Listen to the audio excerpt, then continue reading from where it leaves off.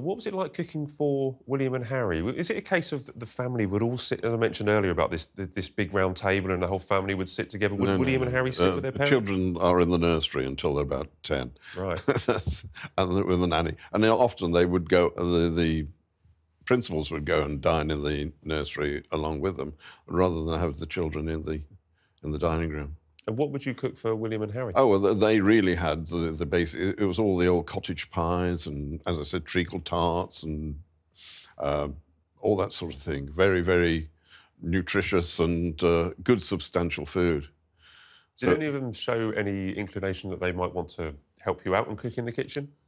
No, they sometimes got drafted by the nanny to go downstairs and help the chef. So, oh yes, thank you.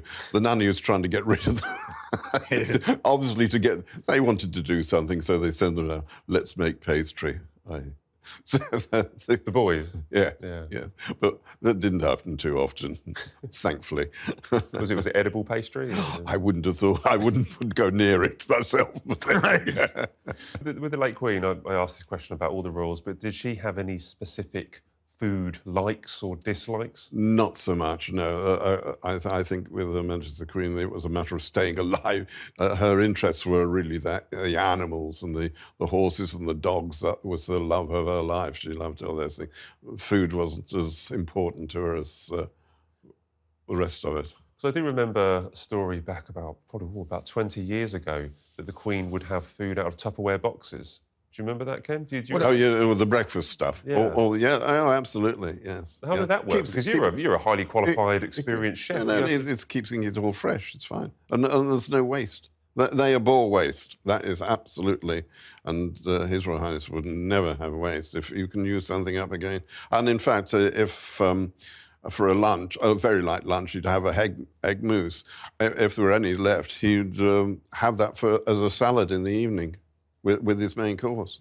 An egg mousse? Egg mousse, yes. So how would it work with the Tupperware boxes then?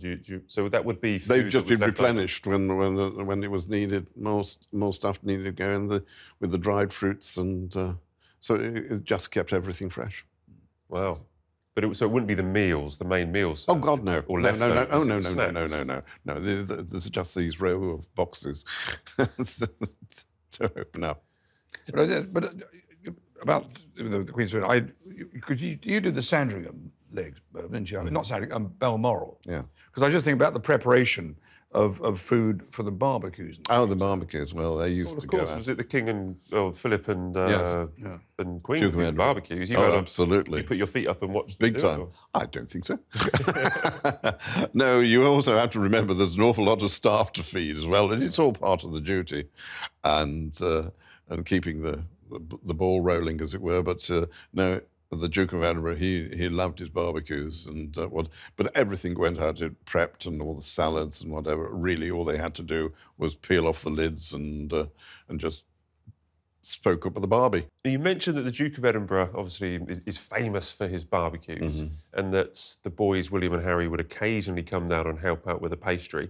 Did any other members of the royal family ever come into the kitchen and get their hands, dirty, so to speak? No. That's what you have staff for. So I need to ask you about the Duchess of Sussex. Obviously, after both your time working there, yes. But obviously you were familiar with her work, so to speak. She's recently brought out a Netflix show. She's announced a Netflix show. We've seen the trailer, and that this show will come out. She's delayed it till March the 4th because of the LA fires, which is the right thing to do, quite frankly. It's all about her life in California. Have you had the chance to watch the trailer? I have seen snippets of it, and I don't think that kitchen's seen much action in its time. I think if you open one of the cupboard doors, you'd find the speed dial of all the local restaurants. We're led to believe, or I think we're told, that it's not actually her Montecito mansion. Yeah, that would account for an awful lot. I think there was things on there. I think there was some of the meals that she was making. I mean, do you think this is a good move for a member of the royal family to display this, or to show her cooking, to show this life that she's having there in California? Well, it's a bit of a fashion magazine sort of thing, isn't it? It's ladies at lunch, and what wonderful. And in actual fact, it's got nothing to do with the reality. Well, I think to answer that question, man, I I don't think it's really relevant. I think we know that both the Duke and Duchess of Sussex actually doing their own thing. And I think this is just a continuum of their lifestyle. I haven't seen the trailer. I'd be interested to see actually what recipes and the format that follows on Netflix. But it's sure to be a money-making machine. Seems to be what their game is. And of course, yes, they are still members of the British royal family, but effectively, isolated, out of the real action of the monarchy that we know today. So I don't think anyone should be really surprised at it. I hope that what Meghan knocks up is something that receives worthy comment, but I don't know. But I think it's just another strand of their life that I don't think any one of us should be surprised, that it's happened. Yeah, I can't get upset about it. I know there's been lots of people talking about the show and raising questions and concerns, but I think that's their new life in California. We've got angry about them in the past, about things that they've done, appearing on TV shows or writing books. And if Meghan is to do a cookery show about her life in California, my view is just let her do it. I mean, go away in California and enjoy your new life. But there doesn't seem for me to be any tidbits or ideas that she's taken from the Buckingham Palace kitchen or the Kensington Palace Well, kitchen. she would never have known it. Yeah. Never have known it.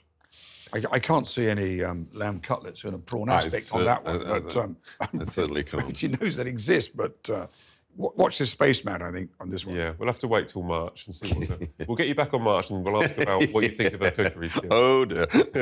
You could be a guest on the programme. I feel it. You could take it as a no. Oh, no. A menu consultant. They look far too professional for me. Just finally, before we wrap up, can I just ask you, who was your favourite member of the family, royal family, to cook for? I've enjoyed my time enormously with all of the family. They've been incredibly good to me, and I had the years I was with them was a lot, very, very enjoyable. And there was no favourites, really. I thoroughly enjoyed it, and they were very kind. Can I ask you about the corgis, finally? Did you... No, they never bit me. No, I never really came into contact with them. They were kept well out of the way. But you cooked for the corgis? Yes, that's all right. Oh, no, the food all goes, a footman taken up, and it's all in a pantry. That was the old days, but things have all changed. No, We were very lucky from the police in the team, because Mervyn, if we were travelling back to London, say from Highgrove, one of his favourite sandwiches was the coronation chicken. You used to like them. And treacle tart was a great special of mine, Mervyn, I think. I know you like that. You knocked up that. And all the cottage pies, all the basic good food. You have to provide for all these people. It was... Well, thank you, Mervyn, and thank you for the then Prince of Wales. The royals were absolutely no problem. It was the policemen that were the nightmare.